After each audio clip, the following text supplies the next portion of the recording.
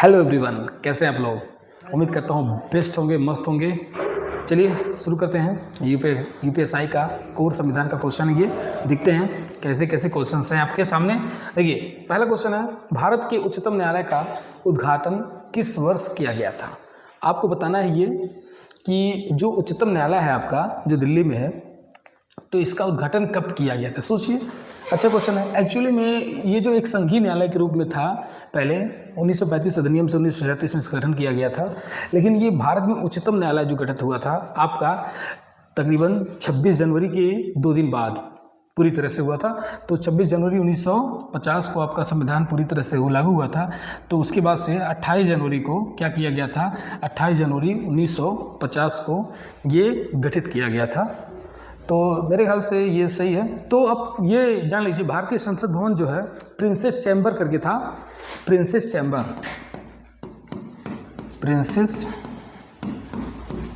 Chamber. तो यहाँ पे इसका गठन किया गया, भारतीय संसद भवन में ही इसका गठन किया गया था।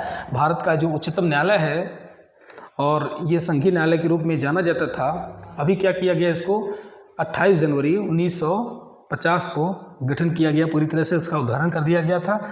अगले क्वेश्चन पे चलते हैं हम लोग। अगला क्वेश्चन है आपका, भारत के संविधान के किस अनुच्छेद में राष्ट्रपति को उनके कार्यों के संचालन में प्रधानमंत्री की अध्यक्षता वाली मंत्रिपरिषद द्वारा सहायता और सलाह देने का प्रावधान किया गया है। तो आपको ये बताना है इसमें किस अनुच्छेद में राष्ट्रपति के कार्यों के संचालन के बारे में उनकी मदद करने के लिए मंत्रिपरिषद द्वारा एक सलाहकार नियुक्त किया जाएगा, ऐसा प्रावधान किस अनुच्छेद में किया गया है, ये आपको बताना है। ये तो बिल्कुल नहीं है, ये क्षमादान से है, इसको हटा ही दीजिएगा। और आपका इसको तो जानते ही आप लोग। फिलहाल इसका राइट आंसर क्या हो जाएगा, अनुच्छेद 74 में ये प्रावधान किया गया है कि राष्ट्रपति को उनके कार्यों के लिए आपको एक क्या दिया जाएगा, प्रधानमंत्री की अध्यक्षता वाली एक मंत्रिपरिषद दी जाएगी, ऐसा करके प्रावधान दिया गया है आपके अनुच्छेद 74 में। चलिए अगले क्वेश्चन पे चलते हैं हम लोग। अगला क्वेश्चन है, निम्नलिखित में से किस भारतीय राज्य में 1971 में पहली बार लोकायुक्त संस्थान की स्थापना की गई थी। देखिए, जो लोकायुक्त होते हैं वो देश में आंतरिक गड़बड़ी कहीं होती है, जैसे कोई सरकारी कर्मचारी हुआ, ठीक है, तो उनकी जांच, मतलब कि वो भ्रष्टाचार कर रहे हैं, इस टाइप की पॉलिसी है, तो उसको क्या करते हैं ये लोग, उसकी जांच पड़ताल करके, ठीक है, उनको संशोधित करते हैं, उनको निकालते हैं। तो ऐसा प्रावधान फर्स्ट टाइम पहली बार किस स्टेट ने अपनाया था। तो अलग अलग राज्यों के लिए अलग अलग लोकायुक्त होते हैं। तो इसमें क्या किया गया, पहली बार कौन सा स्टेट किया था, 1971 में किया था, और ये किया था आपका महाराष्ट्र किया था। राइट आंसर हो गया आपका। चलिए अगले क्वेश्चन पे चलते हैं। अगला क्वेश्चन है, भारतीय संविधान का भाग 11 उन राज्यों में पंचायतों की त्रिस्तरीय प्रणाली बलवंत राय मेहता वाली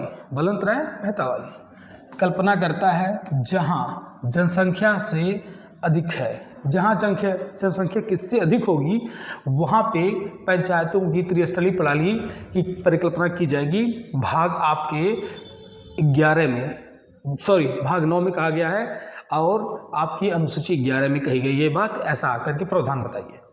तो ये आपका इसका राइट आंसर क्या होगा, 20 लाख। 20 लाख जो जनसंख्या है उससे अधिक रहेगी, तभी जाके पंचायतों की त्रिस्तरीय प्रणाली वाली जो परिकल्पना है वो परिपूर्ण मानी जाएगी, ऐसा ये प्रावधान करता है। तो अगला देखिए, साइबर अपीली अधिकरण के आदेश के खिलाफ अपील दायर करने की समय सीमा है। तो जो साइबर अपीली अधिकार है वो उसके अंदर आदेश करने की जो आप सीमा है आपको बतानी है, तो कितनी होती है। कई लोग उसको 90 दिन मारेंगे, लेकिन क्या इसका राइट आंसर 60 दिन इसका राइट आंसर है। आगे देखते हैं, इसमें समझाने जैसा कुछ है नहीं बच्चों, आगे बढ़ते हैं। अगला क्वेश्चन है, पंचायती राज व्यवस्था का उद्घाटन किसके द्वारा किया गया था। देखिए, पंचायती राज व्यवस्था आपकी 2 अक्टूबर को किया गया था। ये 2 अक्टूबर को किया गया था? कि नागौर, नागौर का नाम सुने हैं? नागौर ये राजस्थान का गांव है। इसको पीटी नेहरू ने स्टार्ट किया था। किसने किया था? पीटी नेहरू ने स्टार्ट किया गया था। 2 अक्टूबर को पीटी नेहरू ने नागौर जिला बनाया था। ये क्वेश्चन पूछा गया था, इसका राइट आंसर यही है। आगे देखते हैं अगला क्वेश्चन। अगला क्वेश्चन है, धन विधेयक के मामले में अनुशंसा यदि कोई हो करने हेतु राज्यसभा के लिए निर्धारित अधिकतम अवधि क्या है? देखिए, जब कभी भी अनुच्छेद 110 जो कि धन विधेयक से आप जानते होंगे, ये कैसे संबंधित है? धन विधेयक से संबंधित यही है। तो इससे संबंधित कोई मामला रहे अगर, तो इसमें क्या होती है, आपकी जो लोकसभा होती है बच्चों, लोकसभा जो होती है बहुत ज़्यादा पावरफुल होती है। लोकसभा इसमें धन विधेयक के मामले में बहुत ज़्यादा पावरफुल होती है, क्योंकि लोकसभा में ही इसे लाया जाता है। और क्या होती है, ये राज्यसभा को भेजा जाता है, राज्यसभा को भेजा जाता है। ये इसका अनुमोदन, मान लीजिए लोकसभा ने ये बिल तैयार किया और राज्यसभा को भेज दिया, तो राज्यसभा इस पर कुछ करे या ना करे, 14 दिन के भीतर इनको अपनी सहमति इनको देनी ही पड़ती है। ये सहमत हो या न सहमत हो, नहीं देते हैं तब पर भी इनकी बात को ये 14 दिन बाद अपने आप ये मान जाते हैं। तो इसे का मतलब राज्यसभा का मतलब ज़्यादा मीनिंग नहीं होता है इसमें, आपके धन विधेयक के मामले में यही पूछा आपसे। तो इसका राइट आंसर 3 वाला हो जाएगा। विस्तार से पढ़ेंगे तो ज़्यादा टाइम लगेगा। आगे देखते हैं, भारतीय संविधान में मौलिक कर्तव्यों के समावेशन के समय केंद्रीय विधि एवं न्याय मंत्री कौन थे? ये देखिए, एकदम तड़ाका, बहुत अच्छा क्वेश्चन कहेंगे इसको। बोला गया है मौलिक कर्तव्यों के समावेशन। मौलिक कर्तव्यों का समावेशन कब किया गया था? आपको पता होना चाहिए कि 44वें संविधान संशोधन में किया गया था, कि 1976 में किया गया, 69 में किया गया, ये आपको पता होना चाहिए। तो इसमें बोला गया है, तो विधि और न्याय मंत्री उस समय कौन थे? तो आपके विधि मंत्री उतने समय थे HR गोखले साहब थे। ये बहुत इंपॉर्टेंट क्वेश्चन है। HR गोखले साहब उस समय क्या थे? आपके विधि और न्याय मंत्री थे। आप जान लिए इनका आंसर, और कमेंट बॉक्स में हमको करके बताइए कि मौलिक कर्तव्यों का जो मौलिक कर्तव्य 51A में दिए गए हैं और कुल कितने मौलिक कर्तव्य हैं, कब ऐड किए गए, आप इसको कमेंट करके हमें बताइएगा। ठीक है, आइए देखते हैं अगला क्वेश्चन। भारतीय संविधान के निम्नलिखित में से किस अनुच्छेद में विधि का शासन सन्निहित है? विधि का शासन, जैसा कि मैं आपको बता चुका हूँ, विधि का शासन आपके ब्रिटेन से लिया गया है और ये विधि का शासन तो हो नहीं सकता, ये उपाधियों का अंत है। ये क्या है? ये है आपके उपाधियों का अंत है। अनुच्छेद 19 जो है आपके स्वतंत्रता से संबंधित है और ये प्राण एवं दैहिक स्वतंत्रता से संबंधित है। तो राइट आंसर आपका 14 है और इसमें कहा गया है आपके को विधि के समक्ष समानता की बात यही करता है अनुच्छेद 14। राइट आंसर इसका 4 होगा। आगे देखते हैं अगला क्वेश्चन आपका, भारतीय संविधान का कौन सा अनुच्छेद उच्चतम न्यायालय को भारत के क्षेत्र में किसी भी न्यायाधिकरण से अपील करने के लिए विशेष अनुमति प्रदान करने के लिए अधिकृत करता है? आपको बताना है इसमें से कौन सा अनुच्छेद ऐसा है जो उच्चतम न्यायालय को भारत के क्षेत्र में किसी भी न्यायालय में न्यायाधिकरण करने के लिए जो विशेष अनुमति है वो प्रदान करता है। तो इसका राइट आंसर क्या आपका हो जाएगा? इसका राइट आंसर हो जाएगा, जैसा कि आप लोग जानते होंगे, इसका राइट आंसर हो जाएगा 136 के अकॉर्डिंग ये करके ऐसा प्रावधान दिया गया है कि उच्चतम न्यायालय के पास ये राइट्स रहेंगे। अगला क्वेश्चन है, देखिए जनहित याचिका PIL, ये बहुत बार पूछा गया है क्वेश्चन, ये जान लीजिए। मैं इसको बहुत बार पढ़ा चुका हूँ, इसको पढ़ाना ही नहीं है। 1976 में आप इसको जान लीजिए, इतना बार पढ़ाया गया है। तो आप इसको हर पेपर में सुनते होंगे। जनहित याचिका फर्स्ट टाइम अमेरिका में लाया गया था, उसके बाद भारत को 1976 में लाया गया था। PN भगवती को आप बहुत बढ़िया से जानते होंगे। अय्यर साहब भी थे और PN भगवती थे।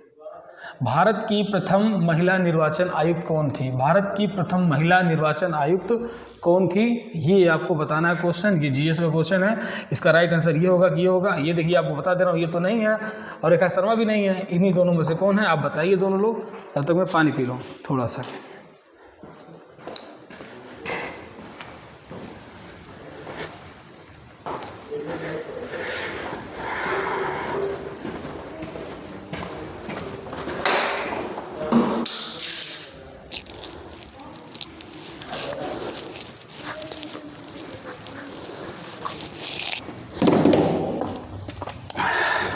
हाँ जी बताइए। देखिए इसका राइट आंसर ये हो जाएगा। और ये देखिए आपका ये 26 नवंबर 1990 से 11 दिसंबर 1990 तक इन दोनों मैटर में थे ये। हाँ मैं क्लास ले रहा था, अभी 5 मिनट में फ़ोन करता हूँ। तो ये आपका 11 दिसंबर से 26 नवंबर 1990 से 11 दिसंबर 1990 तक भारत की प्रथम महिला निर्वाचन आयुक्त बनी थी। इनका नाम आप लोग याद कर दीजिएगा, वीएस रमाबाई देवी जो है। चलिए आगे देखते हैं अगला क्वेश्चन आपका क्या है। अगला क्वेश्चन है अस्पृश्यता, इसी को छुआछूत भी बोलते हैं, का उन्मूलन दिया गया है और भारतीय संविधान के तहत किसी भी रूप में इसका अभ्यास निषिद्ध अनुच्छेद है। यह किस आर्टिकल में दिया गया है? ये स्वतंत्रता से संबंधित है, ये आप लोग जानते ही हैं। और ये समान काम रोजगार की बात करता है। 18 उपाधियों का अंत है। ये 17 वाला अस्पृश्यता से संबंधित है। इसी को छुआछूत भी बोलते हैं, इसी को छुआछूत भी बोलते हैं। ये राइट आंसर इसका ये हो जाएगा। आइए अगला क्वेश्चन पे चलते हैं हम लोग। अगला क्वेश्चन है किस मामले में उच्चतम न्यायालय ने कार्यस्थल पर यौन उत्पीड़न को रोकने के लिए दिशा निर्देशन जारी किया है? देखिए आपको बताना है कि जो आपका सार्वजनिक स्थान होता है तो वहाँ पे महिलाओं के साथ में कार्यस्थल पर यौन उत्पीड़न को रोकने के लिए कौन सा मामला आया था जो बहुत फेमस है? देखिए हुसैन तारा इस मामले से संबंधित बिल्कुल भी नहीं है। कई लोग मारते हैं, इसको मैं पढ़ा चुका हूँ, कई बार आया, रिपीटेड क्वेश्चन है। विशाखा और अन्य बनाम राज्यों में ये किया गया था। इसके लिए एक्ट 2013 में लाया गया था संविधान में। आइए अगला क्वेश्चन देखते हैं। भारतीय संविधान के अनुच्छेद 352 में किस संवैधानिक संशोधन अधिनियम ने मूल वाक्यांश आंतरिक अशांति को सशस्त्र विद्रोह के स्थान के साथ बदल दिया गया? देखिए आंतरिक अशांति को सशस्त्र विद्रोह के साथ बदल दिया गया। पहले क्या हुआ करता था? आंतरिक अशांति हुआ करती थी, उसको सशस्त्र विद्रोह के जगह पे बदल दिया गया। वो किस संविधान संशोधन के माध्यम से किया गया है ये आपको बताना है। ये बहुत इंपॉर्टेंट है और ये जान लीजिए कि बहुत बार पूछा भी गया है, इससे संबंधित कई प्रावधान भी किए गए थे। तो ये आपका जो सशस्त्र विद्रोह वाला मैटर है ये आपका 1978 में 44वें संविधान संशोधन में किया गया था। 44वां संविधान संशोधन वो संपत्ति के अधिकार वाला भी मैटर रखता है, संपत्ति के अधिकार का भी मैटर रखता है, संपत्ति के अधिकार का भी मैटर रखता है। और इसी संशोधन के द्वारा 1978 में एक विधिक अधिकार के रूप में बनाया गया था। 300 क में या 300A में रखा गया था। ये पहले आपके अनुच्छेद 31 में हुआ करता था, ये आपके मौलिक अधिकार के रूप में हुआ करता था, अनुच्छेद 31 में हुआ करता था, लेकिन ये 300 क में डाल दिया गया है। आप लोग इसको बेहतर समझ पाएंगे। अगले क्वेश्चन पे चलते हैं हम लोग।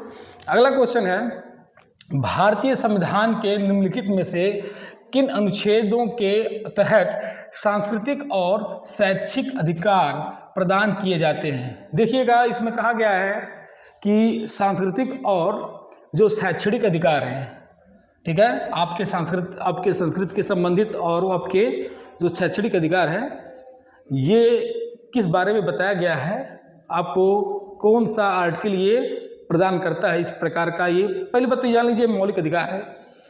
ये आपका क्या है? मौलिक अधिकार है, मौलिक अधिकार है। तो ये आपका मौलिक अधिकार है। इसमें कौन सा बात है? देखिए ये स्वतंत्रता से संबंधित है, ये तो हो नहीं सकता। और ये आपके समानता से संबंधित है, विधि के समक्ष समानता आदि मैटर बता रहा था मैं। और ये आपका दूसरा कुछ है फंडामेंटल राइट्स में, ये आपका ये अनुच्छेद 32 जिसे आप किस नाम से जानते हैं, आप बहुत अच्छे से जानते होंगे। और ये आपका 29 से 30 में ये प्रावधान किया गया है कि कुछ वंश को मतलब कि धर्म मतलब कि अल्पसंख्यक लोगों के को उनके आपके सांस्कृतिक और शैक्षणिक संस्थानों का संगठन और उनके बढ़ावा देने के लिए उनका गठन किया जाएगा, इनको बढ़ावा दिया जाएगा। ऐसी बातें 29 और 30 में बताई गई हैं। आइए आगे देखते हैं। मानवाधिकार संरक्षण अधिनियम 1993। देखिए मानवाधिकार संरक्षण अधिनियम 1993 में आया था और इसमें न्यायालय को मानवाधिकार न्यायालय के रूप में कार्य करने के लिए नामित किया गया है। ये लोक अदालत है कि सत्र अदालत है कि दंडकारी न्यायालय है कि मुंसिफ न्यायालय है, ये आपका क्या होता है, एक सत्र न्यायालय के रूप में काम करता है। आप समझ पाए होंगे इस चीज़ को। आइए ये आप जान लीजिए, आपकी यूपीएसआई का जो ये कोर संविधान का क्वेश्चन है ये आपका ख़त्म हुआ है। इसके बाद से फिर हम लोग चैप्टर वाइज इसका एनालिसिस करेंगे। ठीक है, चलिए धन्यवाद।